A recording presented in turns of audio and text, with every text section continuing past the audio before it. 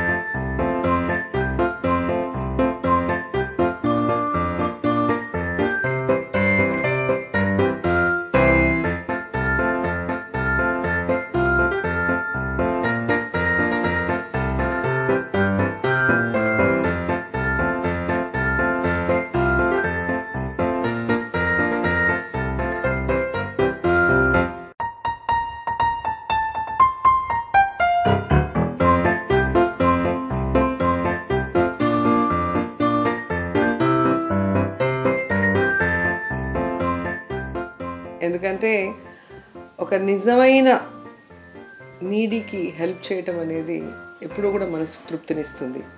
ప్రతి సంవత్సరం జగనన్న పుట్టినరోజు నాకు చాలా స్పెషల్.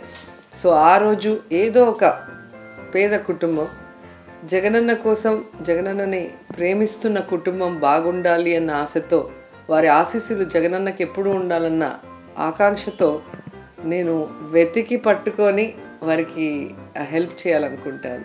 సో అలా గతంలో మీరు చూస్తే పుష్ప అనే అమ్మాయిని దత్తత తీసుకొని మెడిసిన్ చదివిస్తున్నాను. ఆ తర్వాత మీరాసాబ్ పాలెం అనే గ్రామాన్ని దత్తత తీసుకొని ఆ గ్రామంలో కావాల్సిన అన్ని వసతులు కూడా ఏర్పాటు చేయడం జరుగుతుంది.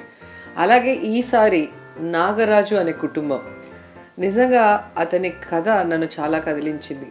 నాకు ఒక జర్నలిస్ట్ మోహన్ అనే వ్యక్తి నా మీద చాలా నమ్మకంతో నాకు ఆ వీడియో షేర్ చేసి ట్యాగ్ చేయడం జరిగింది.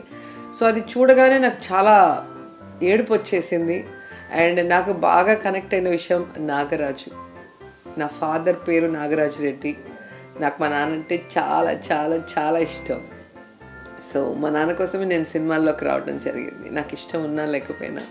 సో అలాంటి నా నాన్న పేరు పెట్టుకున్న ఒక వ్యక్తి నా సహాయం కోసం ఎదురు చూస్తున్నాడు అన్నప్పుడు ఖచ్చితంగా వాళ్ళకి సహాయం అందించాలి అనుకున్నా. కానీ దేవుడు చూసారా, నాకు ఈరోజే ఇక్కడ సీఎం గారితో మీటింగ్ ఉండే అవకాశం రావటం, దానికి నేను వచ్చి నా పిఏ వెళ్ళవలసిన ప్లేస్లో నేనే నేరుగా వెళ్ళి ఆ కుటుంబాన్ని నా కళ్ళారా చూసి వారి బాధలో వారి బాధ్యతని నేను తీసుకోవాలని చెప్పి డిసైడ్ చేసుకున్నా. సో నాగరాజుకి చెప్పాను, ఇక నుంచి నీకు ఎవ్వరు లేరు అనుకోవద్దు, నేనున్నా, ఒక అక్కగా నేను ఎప్పుడు మీతో ఉంటా. సో ఈరోజు నాగరాజు కోరుకున్న విధంగా అతను ఒక షాప్ పెట్టుకోవడానికి నేను ఫైనాన్షియల్ సపోర్ట్ ఇవ్వటం జరిగింది. అలాగే పిల్లలు నిజంగా ఆణిముత్యాలు పుట్టారు భగవంతుడి ఆశీస్సులతో.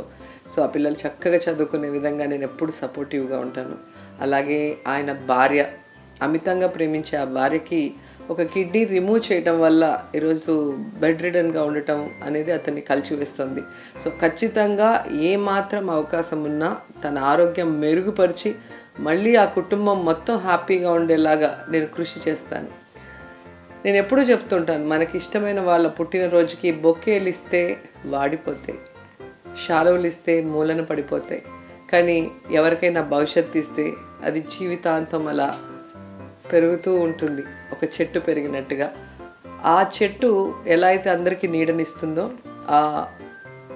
ఏమంటారు, ఆ హెల్ప్ పొందిన వాళ్ళు జీవితంలో అది మర్చిపోరు. సో జగనన్నకి వారి బ్లెస్సింగ్స్ ఎప్పుడూ ఉంటాయి. ప్లస్ వాళ్ళు ఇది ఇన్స్పిరేషన్గా తీసుకొని వాళ్ళ వల్ల అయినా 10 మందికి హెల్ప్ చేస్తారు. కాబట్టి నేను ఎప్పుడూ చెప్తాను, మీరు బొకేలు ఇవ్వటమో లేదా కేకులు కట్ చేయటమో చేయండి, నో ప్రాబ్లం. కానీ కష్టంలో ఉన్న వాడికి చేయూతనివ్వండి, అదే నిజమైన సంతోషం. అందుకే అంటాను, విలువైన బహుమతుల కన్నా విలువతో కూడిన బహుమతినివ్వండి, అదే జగనన్నకి శ్రీరామ రక్ష. Happy birthday Jagananna.